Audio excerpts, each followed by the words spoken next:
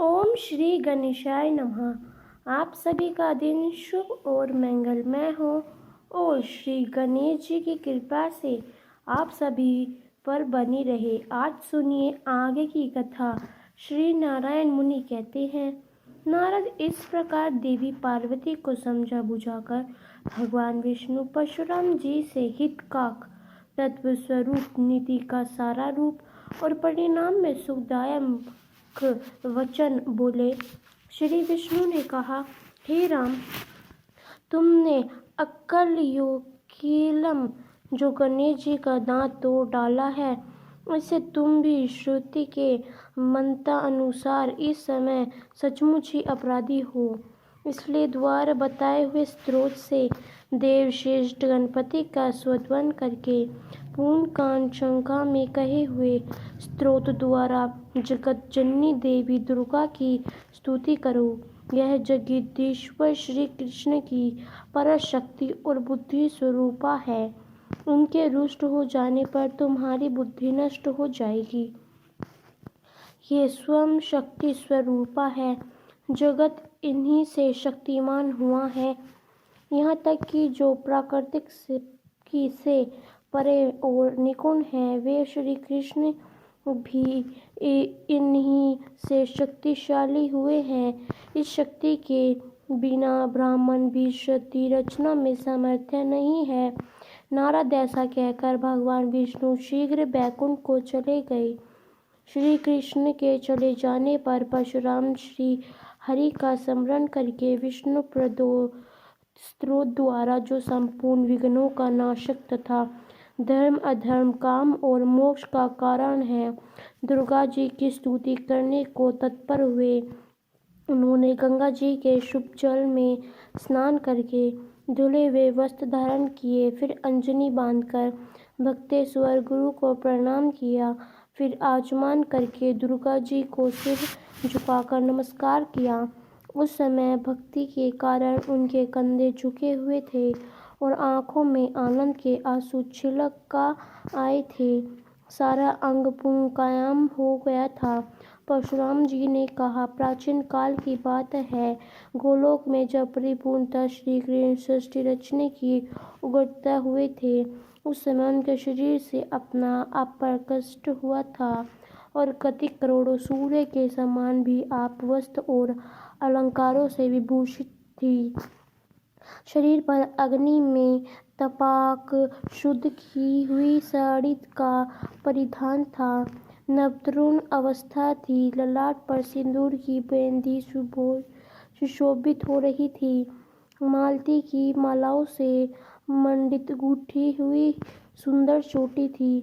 बड़ा ही मनोहर रूप था, पर मंद मंद मुस्कान थी। वह मूर्ति बड़ी सुंदर थी, उसका वर्णन करना अत्यंत कठिन है। आप मुमुक्षु को मोक्ष प्रदान करने वाले और स्वयं महाविष्णु की विधि हो।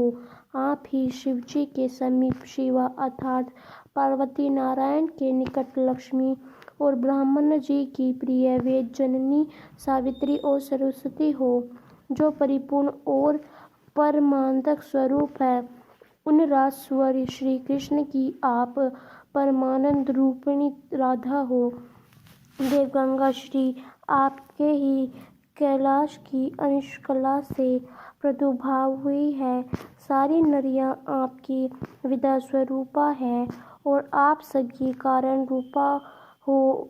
हे अंबिके, सूर्य की पत्नी छाया, चंद्रमा की पत्नी स्वयं मोहिनी, रोहिणी इंद्र की पत्नी सच्ची, कामदेव की पत्नी ऐश्वर्य शालिनी, रति वर्णों की पत्नी वरुणान, वायु की प्राण प्रिय स्त्री अग्नि की प्रिय स्वरा, कुबेर की सुंदरी भाया, यम की पत्नी सुशीला, नरित की छाया केटम्ब, ईशान की पत्नी शशिकला, मनु की पत्नी सतरूपा, कद्रु की पत्नी देवहूति, वशिष्ठ की पत्नी अरुंधति, देव माता अदिति अगस्तुनी की प्रिय लोपा मुद्रा, गौतमी की पत्नी अहिल्या, सखी आधार रूपा, वंशतक गंगा, तुलसी तथा भूतल की सारी श्रेष्ठ सीताएं, ये सभी तथा इनके अलावा जो अन्य स्त्रियां हैं, वे सभी आपकी ही कला से उत्पन्न हुई हैं।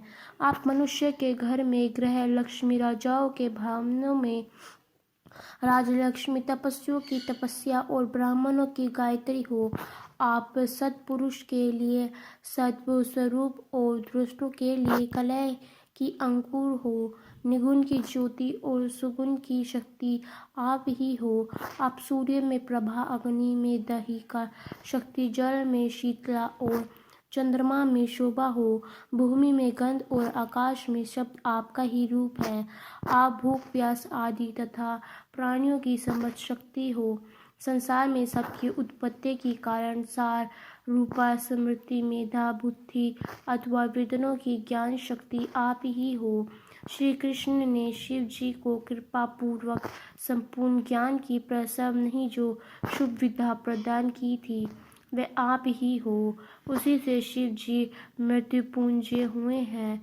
ब्राह्मण, विष्णु और महेश की सृष्टि, पालन और संहार करने वाले जो श्रीविद्य शक्तियाँ हैं, उनके रूप में आप ही विद्यमान हो, इसलिए आपको नमस्कार है। जब मधुकटप के भय से डरकर ब्राह्मण जी भी काँप उठे थे, उस समय जिनकी स्तुति करके वे भयमुक्त हुए थे, उन देवी को मैं शीश झुकाकर प्रणाम करता हूँ। मधु के तट के युद्ध में जगत के राक्षस या भगवान विष्णु जिन परमेश्वरी का सत्वान करके शक्तिमान हुए थे, उन दुर्गा को मैं नमस्कार करता हूँ। के महायुद्ध में सहित शिव जी के गिर जाने पर सभी देवताओं ने जिनकी स्तुति की थी, उन दुर्गा को मैं प्रणाम करता हूँ। जिनकी स्तुति करके वृषभ रूपधारी श्री विष्णु जी द्वारा उठाए गए स्वयं शंभु ने त्रिकोण का संहार किया था, उन दुर्गों को मैं अभिवादन करता हूँ। जिनकी आज्ञा से निरंतर वायु बहती है और सूर्य तपते हैं, इंद्र वर्षा करते हैं और अग्नि जलाती है, उन दुर्गों को मैं सिर झुकाकर जी जिनकी आज्ञा से काल सदा वे पूर्वक चक्कर काटता रहता है और मृत्यु जीव समुदाय में विचर रहती है, उन दुर्गों को मैं नमस्कार करता हूँ। जिनके आदेश से सृष्टिकर्ता सृष्टि की रचना करते हैं, पालन करता रक्षा करते हैं और संघर्ष समय आने पर संहार करते हैं, उन दुर्गों को मैं प्रणाम करता हूँ। जिनके बिना स्वयं भगवान श्री कृष्ण जो ज्योतिषी स्वरूप और निगुण हैं, सृष्टि रचना करने में समर्थ नहीं होते, उन देवी को मैं नमस्कार है। हे जगत जननी, रक्षा करो, मेरे अपराध को क्षमा कर दो। भला नहीं, बच्चे के अपराध करने से माता क्रोधित होती है। ऐसा कहकर परशुराम जी उन्हें प्रणाम करके रोने लगे। तब देवी प्रसन्न हो गई और शीघ्र ही उन्हें भय का वरदान देती हुई बोली कि हे वत्स, तुम अमर हो जाओ बेटा, अब शक्ति धारण करो। शिव जी की कृपा से सदा सर्वत्र तुम्हारी विजय हो।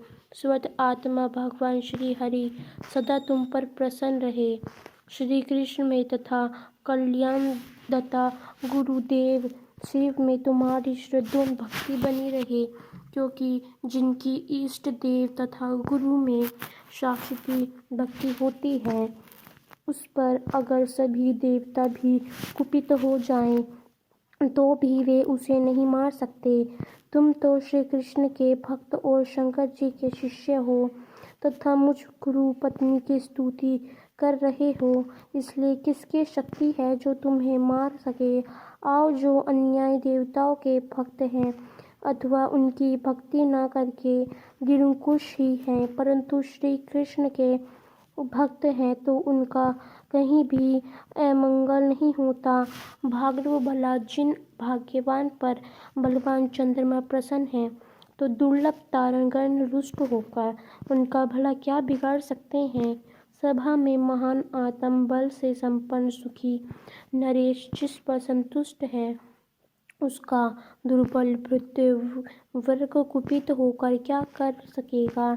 ऐसा कहकर देवी पार्वती हरिष्ट होकर परशुराम जी को शुभ आशीर्वाद देकर अंतःपुर में चली गई। तब तुरंत ही हरि नाम का घोष गूंज उठा, जो मनुष्य इस कांप शाखा चरा कर कन्या विधि को विधा, प्रजाति को प्रजा, राज्य भ्रष्ट को राज्य और दयाहीन को धन की प्राप्ति होती है। जिस पर देवता, राजा अथवा बंधु बांधव कृतज्ञ हो जाए हो, उनके लिए यह सभी इस स्तोत्र राज की कृपा से प्रसन्न होकर वरदाता हो जाते हैं। जिसे चोर डाकुओं ने घेर लिया हो, सांप ने उसे डस लिया हो, जो भयानक शत्रु के चंगुल में फंस गया हो या फिर व्याधिग्रस्त हो, वह इस स्तोत्र के स्मरण मात्र से मुक्त हो जाता है। हे राजद्वार पर शमशान के कारागार में और बंधन में पड़ा हुआ तथा अगाध जल राशि में डूबता हुआ मनुष्य इस स्तोत्र के प्रभाव से मुक्त हो जाता है। स्वामी भेद, पुत्र भेद तथा भयंकर मित्र भेद के अवसर पर इस स्तोत्र के स्मरण मात्र से निश्चय ही अभिषेक की प्राप्ति हो जाती है। जो स्त्री वर्ष प्रातः भक्ति पूर्वक दुर्गा जी का भली भांति पूजन करके हविष्यान्न खाकर इस स्तोत्र राज को सुनती है, वह अगर महाबंध्या हो तब भी प्रसव वाली हो जाती है। उसे ज्ञानी और चिरंजीवी दिव्य पुत्र प्राप्त हो जाता है। 6 महीने तक इसका श्रवण करने से दुर्भिक्ष नारी भक्ति पूर्वक 9 महीने तक इस स्तोत्र राज को सुनती है, वह निश्चय ही पुत्र प्राप्त करती है। जो कन्या की माता तो है परंतु पुत्र से हीन है, अगर वह 5 महीने तक कलश पर दुर्गा जी की समय पूर्वक पूजा करके इस स्तोत्र को सुनती है, तो उसके अवश्य ही पुत्र की प्राप्ति होती है। श्री नारायण कहते हैं, इस प्रकार परशुराम जी ने हर्षमगन मन से दुर्गा जी की स्तुति करके पूर्ण श्री हरिद्वार बताए गए स्तोत्र से श्री गणेश जी की स्तुति की।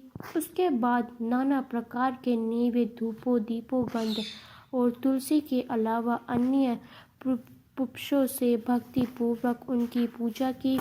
इस प्रकार पर राम जी ने भक्ति भाव सहित भाई गणेश जी का भली भांति पूजन करके गुरु पत्नी जी और गुरुदेव शिव शंकर को नमस्कार किया और शंकर जी की आज्ञा लेकर वहां से जाने को उगत हुई। नारद जी ने पूछा, हे प्रभु, परशुराम जी ने जब विविध नैवेद्य तथा पुरुषों द्वारा भगवान गणेश जी की पूजा की थी, तो उस समय उन्होंने तुलसी को छोड़ क्यों दिया? मनोहरी तुलसी तो समस्त पुरुषों में मान्य और धन्यवाद की पात्र है, फिर गणेश जी उस पर साधभूत पूजा को क्यों नहीं ग्रहण करते? तब श्री नारायण जी ने जो कुछ देवेश नारद को बताया, उसका वर्णन आप अगले अध्याय में सुनेंगे। तो दोस्तों, आपको ये है हमारा पौष महात्म का 14 अध्याय कैसा लगा, हमें कमेंट करके अवश्य बताइएगा। मिलते हैं पौष मास के 15वें अध्याय के साथ। जब तक के लिए जय माता दी।